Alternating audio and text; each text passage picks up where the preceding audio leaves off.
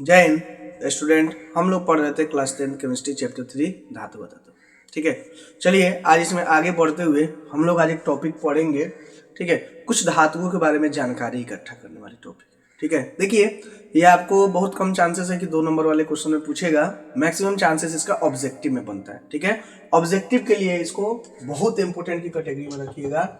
ठीक है, इसमें से आपको पहले मैं इसको समझाता हूं, फिर समझाने के बाद मैं आपको बताऊंगा कि एग्जाम में कैसे पूछा जाता है। देखिए, तो सबसे पहला धातु के बारे में हम लोग पढ़ेंगे सोडियम। ठीक है, सोडियम का संकेत होता है Na। ठीक है, परमाणु संख्या इसका 11 होता है। प्रमुख अयस्क में इसका NaCl है, NaNO3। NaCl को बोलते हैं सोडियम क्लोराइड। Sodium chloride. ठीक है, और ये Na3 को कहा जाता है सोडियम नाइट्रेट। Sodium nitrate. ठीक है, देखिए सांद्रण की इसकी जो प्रमुख विधि है इसको बोलते हैं डाउन की विधि। ठीक है, डाउन की विधि द्वारा इसको क्या किया जाता है, सांद्रण किया जाता है, इसको निष्कर्षण किया जाता है सोडियम का। ठीक है, चलिए नेक्स्ट है जस्ता, जिंक बोलते हैं इसको। संकेत इसका Zn होता है। परमाणु संख्या इसका 30 है। प्रमुख अयस्क में इसका जिंक ब्लेंड ZnS है।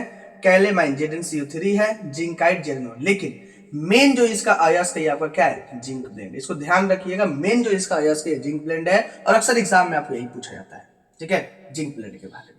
अयस्क सांद्रण की प्रमुख विधि फेन प्लॉन विधि द्वारा। अब देखिए फेन प्लॉन विधि क्यों, हम बताए थे कि जो भी सल्फेट होता है, जो भी अयस्क सल्फेट फॉर्म में रहेगा उसके लिए हम लोग क्या करेंगे, फेन प्लॉन विधि का यूज करेंगे, इसलिए इसका हम लोग फेन प्लॉन विधि का यूज करेंगे।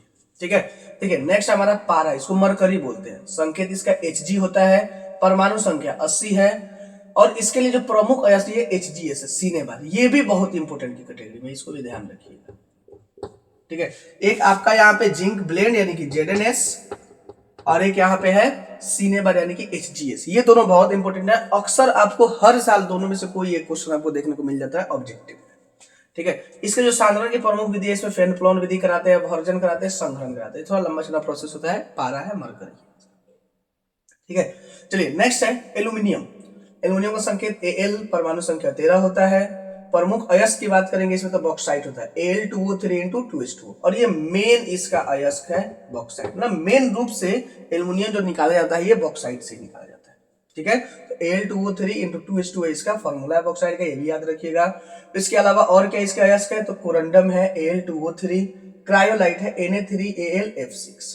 ठीक है, इसके निष्कर्षण की जो प्रमुख विधि है बेयर विधि।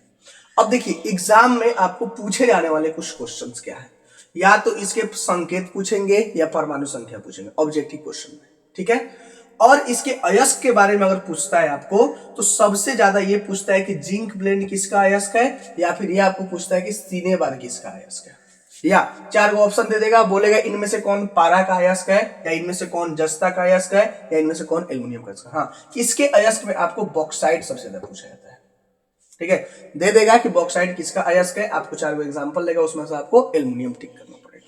और बॉक्साइट का फॉर्मूला, उसके बाद ये सीने बार का फॉर्मूला, और यहां से आपको जिंक ब्लेंड का फॉर्मूला, ये आपको बहुत अच्छे से याद रखना पड़ेगा, तभी जाके आपको क्या एग्जाम में आपको ऑब्जेक्टिव पकड़ाएगा इस चैप्टर से। ठीक है, तो जिंक ब्लेंड है ZnS, सीने बार HgS, ZnS HCS याद रखिएगा, और ये हमारा बॉक्साइट है Al2O3 ठीक है, तो ये हमारा रहा इंपोर्टेंट की कैटेगरी में, इसको डाल करके ऑब्जेक्टिव के पॉइंट ऑफ व्यू से इसको नोट कर लीजिए सबको अच्छा से। इसलिए मैं चार्ट बना करके आपको बारी बारी से सब कुछ ठीक से एकदम बता दिया, ताकि आपको समझने में कोई दिक्कत ना हो।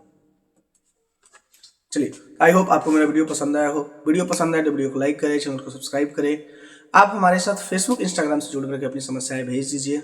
स्टूडेंट, मैं सोच रहा हूँ इसके बाद कुछ हिस्ट्री का चैप्टर शुरू करूँ। ये चैप्टर 3 केमिस्ट्री खत्म होता है, तो हिस्ट्री का चैप्टर वगैरह कुछ शुरू करते हैं, फिर इसके बाद आया जाएगा कार्बन चैप्टर में। कार्बन चैप्टर को हम लास्ट में रखना है पढ़ने के लिए। ठीक है, हमारे साथ बने रहिए, तब तक के लिए जय हिंद।